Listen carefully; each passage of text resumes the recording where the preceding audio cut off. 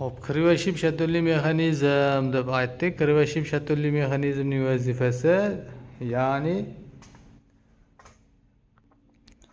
dvigatel ichidagi detallarni deyiladi. Ya'ni tirsakli val, porshin barmog'i, masalan deylik, shatun qopqog'i, vykladish degan narsa. Ya'ni dvigatel ichidagi detallarni kirvashib bog'lash uchun xizmat qiladi deb aytiladi. Kirvashib shatunli mexanizmning vazifasi dvigatel detallarini kirvashib bog'lash uchun xizmat qiladi. Kirvashib bog'lash degani qanaqa? Nima degan ma'no? Ya'ni tirsakli valni qo'ytirishimiz kerak blokka, silindrlar blokiga. Endi bu narsani bilamiz, o'ta mahkam qilib qo'ytirib tashlasak, bu degani qattiq aylana olmay qoladi. Endi bo'sh qilib qo'ytiradigan bo'lsak, bu degani shaloqlaydi, motorda stuv bo'ladi. Bo'sh yo'l ko'payib ketadi. Endi xuddi shu narsani vykladish degan narsa yordamida, sirg'alovchi podshipnik deydi, yordamida kirvashib, ya'ni buni normal holatda qismaydi ham, qisib ham o'rmaydi, bo'shab ham ketmaydi. Xuddi shu holatda kirvashib holatda bog'lanadi, qo'ytiriladi. Undan keyin shatun degan narsamiz, shatun qopqog'i orasida vykladishlari bilan birga shatunni bo'yinchaligi u ham xuddi shundoq kirvashib holatda bog'lanadi. Ya'ni o'ta mahkam bog'lasa qisib bo'ladi, bo'sh bog'lasa shaqqillaydi. Xuddi shu narsani yo'qotish uchun o'sha, ya'ni 0 holatda qo'ytirish degani kirvashib bog'lash deb aytiladi. Porshin bilan porshin barmog'i ham bir-biriga kirvashib holatda bog'lanadi. Ya'ni bu o'roqroq bo'lsa laqir-luqir qiladi, dvigatelda stuk bo'ladi. Semizroq bo'lsa porshin barmog'i tiqilib qolib buni yorib yuboradi yoki bo'lmasam sig'may qoladi. Xuddi shu narsa bo'lmasligi uchun kirvashib holatda endi buni tokerlarimiz bajarib beradi. Bir-biriga 0 podgon qilib ishlash berishda xuddi shu narsadan bu narsani keyin o'sha motoristimiz yoki bo'lmasam yaxshi tushunsa o'zimiz ham qo'lda qilib yig'ishimiz mumkin. Endi porshin halqalari deb aytdik. Kompressionniy halqalar asosan 3 ta ko'rinishda bo'ladi. Moy sidiruvchi, mana porshinning yo'liga hisoblab nima qilsak, moy sidiruvchi, tepada bosimga chidamli, o'rtada neytralniy, ya'ni yarmi bosimga, yarmi moy sidiruvchi bo'lgan ko'lsalar. Ya'ni bu yerda ham ko'rishimiz mumkin. Moy sidiruvchi, misol uchun deylik, o'rta neytralniy, deylik, bosimga chidamli degan kompressionniy, massasiyomnik, neytralniy ko'lsalar deb aytiladi. Xuddi shularni kiydirib, yig'ib dvigatelimizni ishga solishimiz mumkin. Bundan keyin kelamiz gaz taqsimlash mexanizmi. Gaz taqsimlash mexanizmining vazifasi silindrlarga, ya'ni dvigatel silindrlarga yonuvchi aralashmani tartibli kiritib va ishchi vaqtida uning biqirligini saqlab va ish bajarib bo'lgandan so'ng yonuvchi aralashmalarni tashqariga chiqarib yuborish uchun gaz taqsimlash mexanizmi xizmat qiladi deb aytiladi. Ya'ni xuddi bu narsani singari klapanimizni ochadi, yondirish tartibi bo'yicha silindr ichiga klapan orqali yonuvchi aralashmani tiqadi demoqchi, qirg'izcha tushuntirganda. Yonuvchi aralashma silindr ichiga kirib bo'lgandan keyin ikkita klapanni tepaga ko'tarib bekitib turadi, mahkam biqirligini saqlab turadi. Bang switch berib portlatgandan keyin uchqunni yonib bo'lgandan keyin demoqchi, keyin u yonib bo'lgan gazni keyingi klapan masalan orqali deyapti tashqariga chiqarib yuborish uchun keyingi masalan deylik o'sha gaz taqsimlash mexanizmini detali ishlab chiqarib yuboradi. Bularning harakatini deyapti gaz taqsimlash vali tartibga soladi deb aytibdi.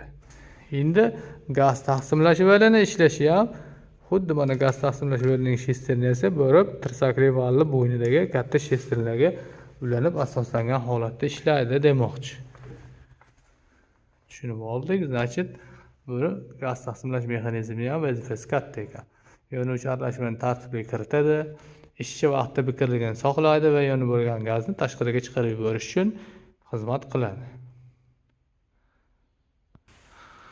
Sovutish tizimi sovutish tizimining vazifasi boyagina ham aytdik, dvigatelda ham yana qaytarib aytamiz. Dvigatel va radiatordagi suv nasosi yordamida majburiy aylantiriladi. Ya'ni sovutish tizimining asosiy vazifasi aytildi. Dvigatel ichidagi suvlarning haroratini bir xil maromda ushlab turish va dvigatelni sovutish uchun xizmat qiladi deb aytiladi. Ya'ni suv ko'ylaklaridan oqib chiqqan issiq suvni sovutish uchun xizmat qiladi deb aytiladi, asosiy vazifasi. Xo'p, bu yerda ko'rinishlardan endi sovutish parragi, masalan deylik, sovutish parragi bo'ldi, radiator qirqmasi bo'ldi, termodatchiklar bo'ldi, termostat degan narsalar bo'ldi. Xo'p, ya'ni parragni aylantiradigan shkivimiz, ya'ni suv nasosi bog'da boshidagi shkivi, boshida remen orqali aylanadigan bo'ldi. Suv nasosining parraglari degan narsa bu ko'rinishda bo'ladigan bo'ldi. Ya'ni o'sha parrak aylanib suvni majburiy haydash uchun bu narsa bizga xizmat qildi. Endi bularni bir-biriga ulashish uchun shilanglar, katta patrubka deydi. Xuddi shu narsalar, значит, keladigan bo'ldi sovutish tizimining detallarida. Undan keyin keldi moylash tizimi.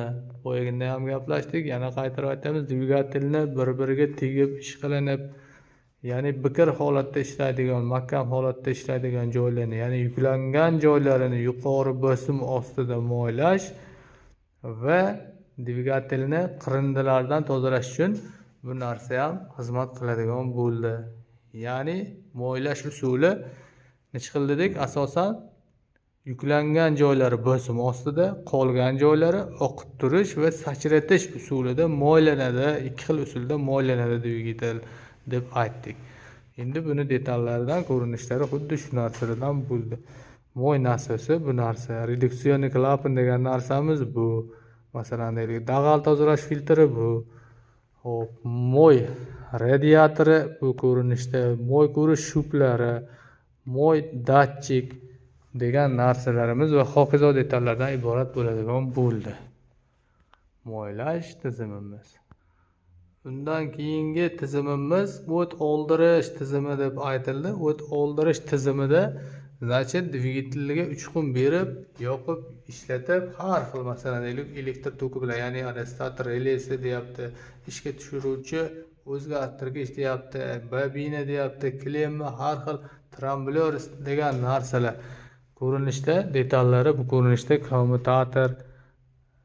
kommutatorning masalan deylik detallari, o'chirib yoquvchi, включательlar, yondirish zamoga taqsimlagich, yondirish g'altaga bobina degan narsalar, значит, o'sha o't oldirish tizimiga taalluqli detallar deb aytildi. Ya'ni o't oldirish tizimining vazifasi yondirish tartibi bo'yicha dvigatelga uchqun berib, yoqib yuborish uchun ishlatiladi, xizmat qiladi deb aytamiz.